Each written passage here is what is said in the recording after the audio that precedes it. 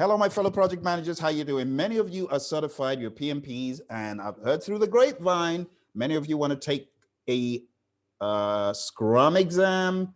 Now, let's be perfectly honest. When it comes to Scrum exams, there's the authentic and there's the real fake exams. Real fake. Today will not be a day we talk about the fake ones, but we'll talk about the real ones. So case in point, I want to first of all talk about the Professional Scrum Master exam. And I know a lot of you are thinking of doing this. It's low cost, low risk, and high market value. So when you talk about who's who in the world of Scrum, you probably heard of Ken Schwaber and Jeff Sutherland, the two co-creators of Scrum. Well, Ken has got a website known as scrum.org. And on scrum.org, this is where you can take the PSM exam, Professional Scrum Master. I've taken the Professional Scrum Master exam. If you feel like you've got command of Scrum, you should. And if you want to take the PSPO or any of the other exams, I would recommend you should. They're low cost, high value, and it gives you that stamp of credibility that, yes, you have been there, done that, taken an exam from a credible source. And honestly, the PSM exam gave me a run for my money compared to the ACP exam. The ACP was good, but the kind of run for the money I got with the PSM was different. It was more Scrum technicalities. And if you really feel like you got it when it comes to Scrum, you need to be taking the PSM. And it's low cost, low risk. Okay, it's under $200 or under $250. I'm not sure. We'll go to the website and take a look. So why don't you journey with me, because today I'm going to be sharing with you tips for the PSM exam, the Professional Scrum Master exam. So here are your tips. Tip number 1, read the Scrum Guide to the point of extreme mastery. And to do that, you need to go to scrumguides.org.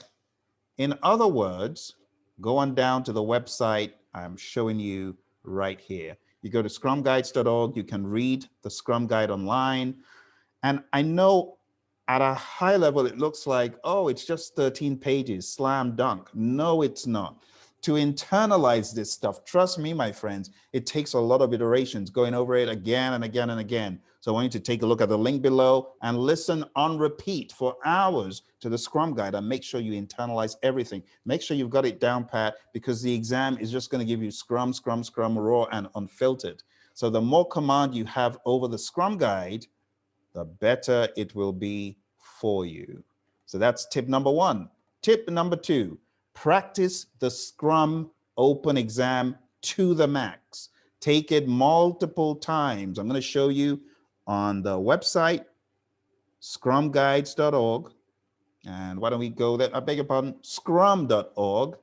A different website. Scrumguides.org is for the Scrum Guide. Scrum.org is Ken's website.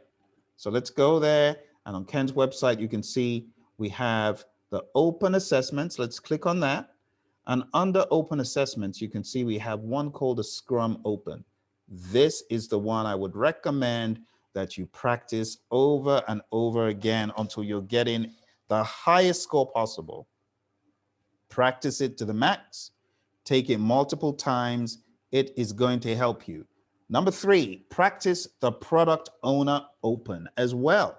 Why am I saying that? Because the more Scrum you know, the higher you are going to go. So if you click on Product Owner Open, take that exam as well.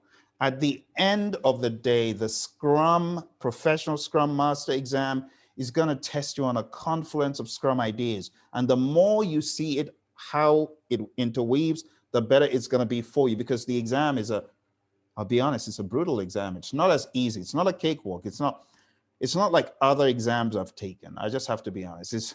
It's not like the CSM. The CSM is it's like a cakewalk compared to this. This will make you think. And it will also give you the added stress of the time factor. On this exam, you only have on average 45 seconds to answer each question. And some of the questions are long, and some of them have got select all that apply and twists and turns. It's not a cakewalk. Let me just tell you that. All right. So practice the product owner open. Pay specific attention, tip 4, to the values of Scrum. Know your Scrum psychology. On this exam, they're going to bombard you with psychology, and if you don't know the intricacies and the values, you will struggle. Trust me. Number 5, read the insightful articles on scrum.org. So go on down to scrum.org/forum/Scrum Forum. So what am I talking about? Why don't we take a look at some of the things on this site that, in my mind, are fun to read up. So go into the site. Here we go. This site. When you get here, go to this link. I'm going to call out for you. And the link is scrum.org/forum/Scrum Forum. All right. So let's go there now. Take a look. Type that in. A rather interesting collection of information. And I've found these blogs and things in this community to be quite helpful in giving you an organic idea of whatever the topic is. The prioritized story from sprint backlog. How do you do that? Let's click on it. Let's see what's here. And all you need to do is read and get knowledge and get this stuff into your subconscious mind in an organic fashion. Tip number 6, read the Scrum Glossary. The Scrum Glossary, again, here's a link, scrum.org/resource/Scrum Glossary. Again, it's a link. I'm going to try my best to put all of these links down under the video so that you'll be able to visit them without much effort. So let's go to the glossary. There is a glossary for Scrum if you didn't already know. That's true.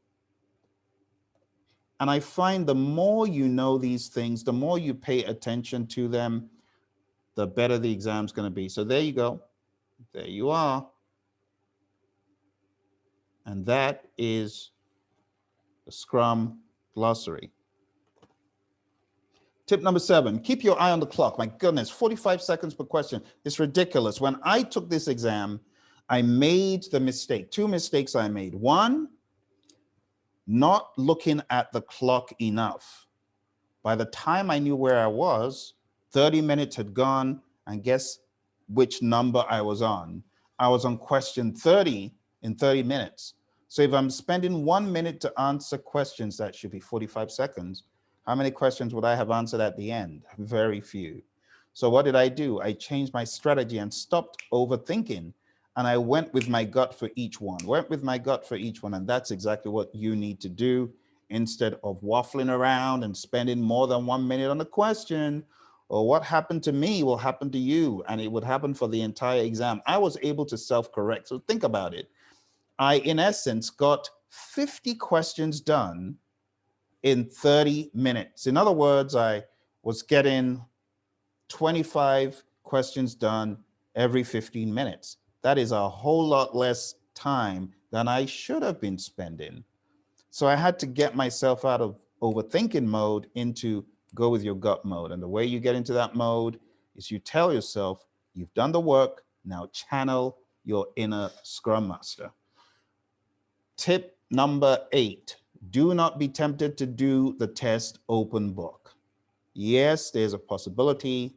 You are allowed to open a book if you want, but I can tell you it is an absolute waste of your time. And this will drain all of your time all the way to the finish. So don't do it. Know the stuff organically, go from there. Tip number 9, watch videos from a reliable source. Now, for those of you that haven't done a lot of this, I would highly recommend it. Getting to know more about Scrum and watch the videos. Again, it's on scrum.org. Someone says, do you work for scrum.org? No, I don't. But I have a lot of respect and admiration for someone like Ken, who decided to put a lot of exams out there for free for people like you and me to take, whether you were thinking of taking his PSM, PSPO, whatever or not. these are available to us to take to help our understanding in general. So if you go on down to that link and you go under resources, you can see there is some information. Let me just go there one more time. There's some information you might need to subscribe to get, like pay for to get. But I think there's a direct link that will help get you all the way into the videos. I need to go watch that again or look for that. But there are webcasts and so there's some other content. It's not just the webcast. So look carefully here. You see there's some that you have to register for, like those webcasts coming up in 2021. You go down to the bottom, you see there's some stuff that all you do is read.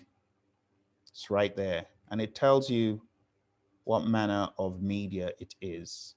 All right. How to improve organizational agility using Scrum values. Let's read more. Click on that. And just some great stuff all around, that's going to help you in your journey to becoming a PSM. All right. Final tip. Watch videos from reliable sources. I've said this twice, and the reason is a lot of what you have from the world of ACP, from the world of the PMI, is not a reliable source for this exam. In fact, if you didn't read it or learn it from scrum.org, you got to be careful. So I say watch videos from reliable sources. And for those of you who have studied for the ACP exam, or you've studied for, I don't know, PMP exam, you got to forget all that stuff because it is not going to help you on this one. So you want to forget whatever you learn in ACP, whatever you learn in PMP, leave those alone and focus. My advice would be to just focus on scrum.org, scrumguides.org, and just blow that thing up, all right? So put on your PSM hat. Don't put on your PMP hat for this one. Don't put on your PS, anything that's not PSM, don't put on that hat, all right? I hope this helped you. 10 tips to help you ace the PSM exam, and you let me know when you get it done. I'm sure you will. You take care, and bye for now.